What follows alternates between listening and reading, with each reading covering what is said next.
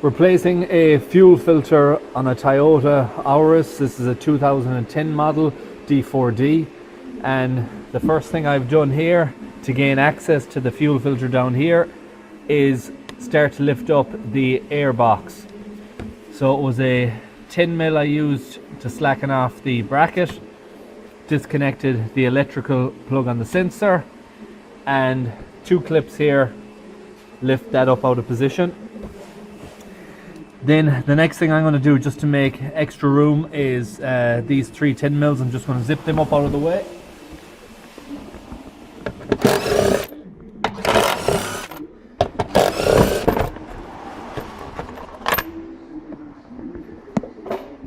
Okay, so with that out of the way, we can see clear access to the diesel fuel filter there. And what we'll be doing is removing the pipes that adjoin the top part of the housing, and then we will be taking the housing and filter out complete. I've disconnected the 3 pipes now, one up the back there. As you can see, a pliers or your fingers will just release them clamps quite easily. They're only spring clips, they're not tight, but if the pipe is stuck on jammed on position, just give it a twist before you pull back. Helps break away the seal. There's one more in the back here that I need to disconnect as well. If you're unsure of the pipe layout, take a picture or mark each pipe as it comes off so you can't go wrong and fit back. They are narrower and wider in different sections, but still better to be safe. The electrical connector here is just a push button release and pull back, and these 2 nuts here are 12mm. So I'm going to go about, and if you want to look in here, you can push it with your fingers and push it down. Oh, and I also have just an old rag down there to catch any of the diesel that may be spilling down from this side. Any catch can or something like that will just save you doing much cleanup afterwards.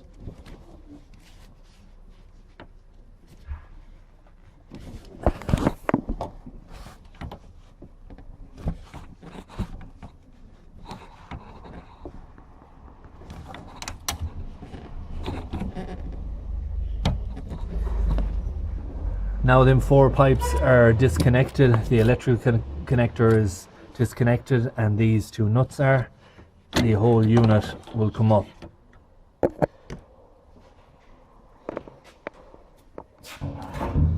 Alright, so just before I get to the fuel filter to remove it, I'm just going to put a little mark there and there. That's for the cap to know which way it lines up again. Need to remove this little bolt here, and there's a clip down here and a clip up here, and you just be able to swing that connector out of the way, and then I'll be draining the fuel filter from the bottom side. So pliers on that anti-clockwise, and it'll drain out here, and then I'm going to remove this afterwards. Just use my 8mm there to back this off, and then that slides down. These clips here, I just use my long nose pliers to come in from the back, push them in and out. They're just a push in clip and pull back. So this is ready to come down. Keep the rubber seal around it as well.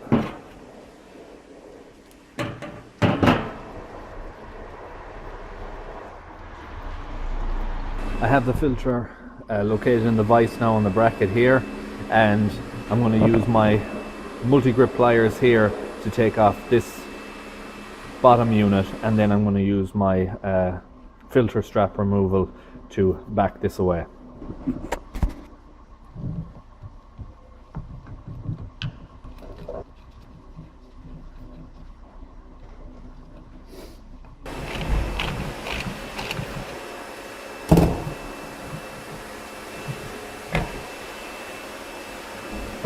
With the filter now removed, we clean up this area here, and with the new filter you just apply a little film of new oil on that side before tightening up.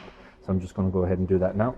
I have oil on the seal there, I've cleaned up on the underneath. I'm just going to put it back together now.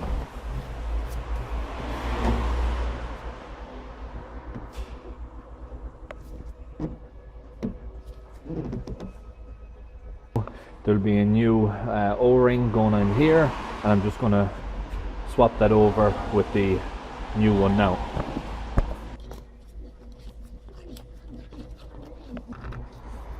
I've tightened up the 8mm on this bracket here, and remember, for this shield I just done a quick mark to make it easy alignment for me, and that routes back in there and the other one routes on the top side.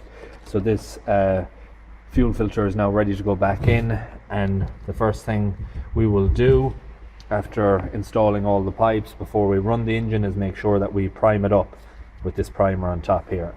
Ready for fit back in now. The cabling is rerouted, and make sure you tighten the release plug at the bottom, or the drain plug, which has been done.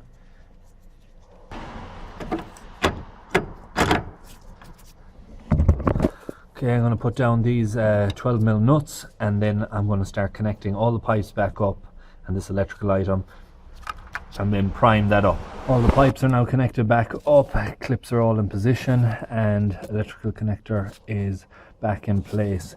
Make sure you prime this until the priming button gets very stiff, and you will know that there is enough fuel in it then. Next stage of this is just fitting back the air box, taking up my rag and fitting a new air filter, and then this will be ready to start.